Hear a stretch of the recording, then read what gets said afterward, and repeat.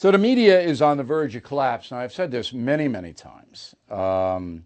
Probably tired of hearing about it, but now I'm going to explain what is going to happen, in my opinion, my humble opinion, I could be wrong, in the next year. First, I'm going to give you what I said on October 21st of this year. Roll that tape. My prediction, as you know, is that after the presidential race, no matter who wins, the network news and cable news agencies will decline drastically because people on both sides will be angry. Somebody's going to be really mad. Okay? They're not going to watch. They're going to boom. That's exactly what's going to happen. So let me back it up now with some facts. All right? Just call me Yoda, by the way. So last week, election week, right? CNN wins the cable news ratings.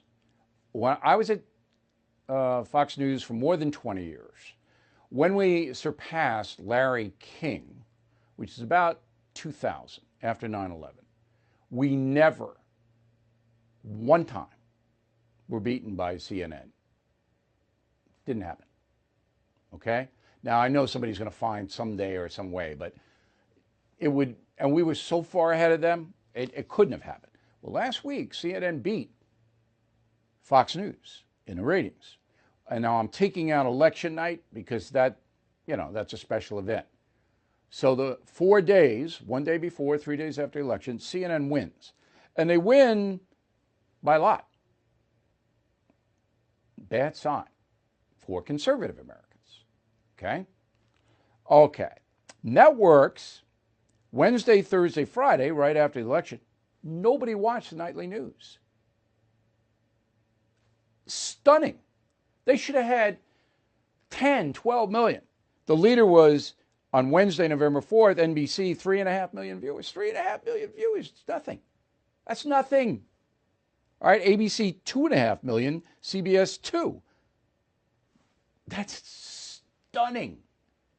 It used to be, when I worked at ABC with Jennings and with Rather at CBS, I worked in both places, they get 10, 12 million people watching their nightly newscasts.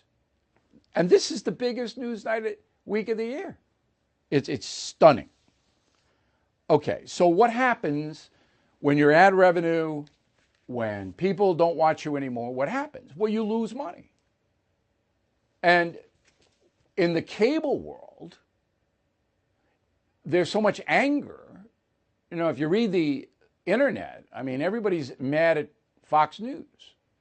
Okay? I haven't seen any change in their primetime people at FNC. They're the same to me.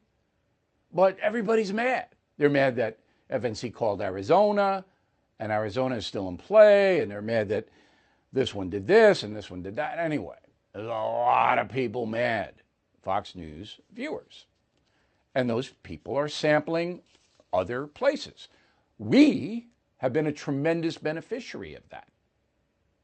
We have tens of thousands of people signing up for memberships on BillO'Reilly.com in the last few weeks.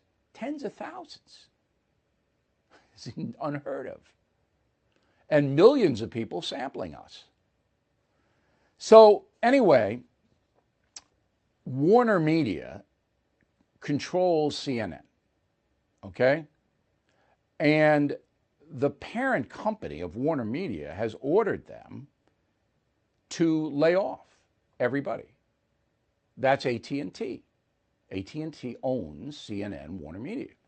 So yesterday they announced that about 2,000 people are going to lose jobs first round.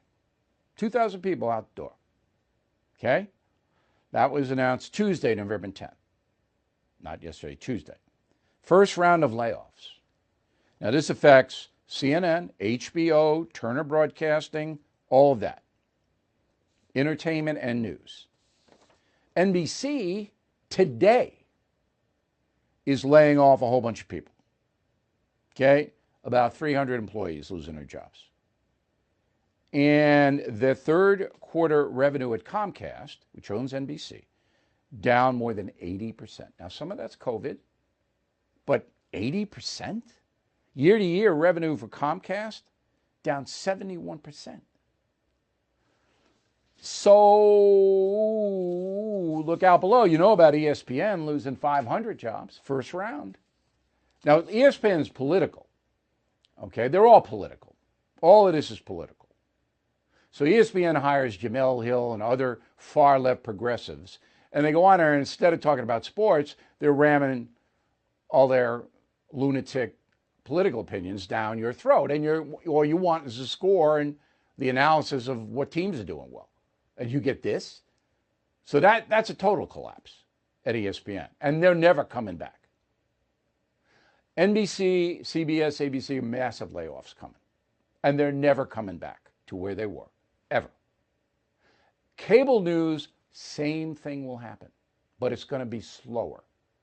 Because a lot of elderly senior citizens watch cable news in prime time, and they don't do the computer thing. So if BillO'Reilly.com, it's hard for me to get the older, where are you? Where are you? I go BillO'Reilly.com, and his glaze comes over.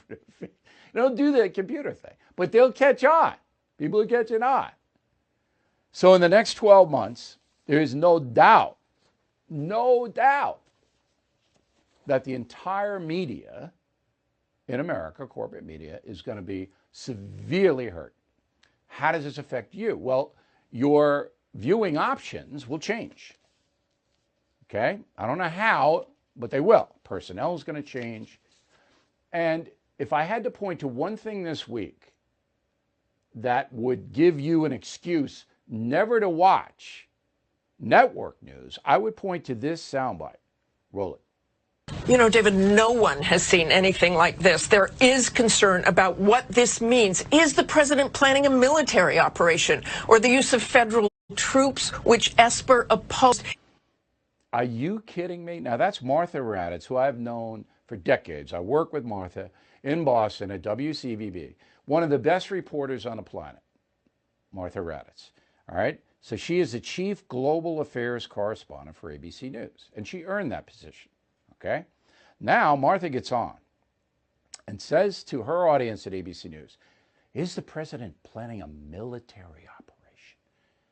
Insinuating that Donald Trump might use American troops to keep him in power.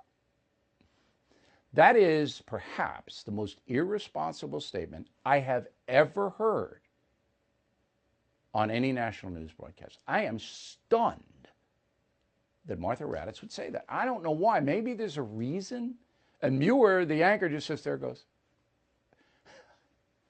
that's the reason you guys aren't watching this stuff.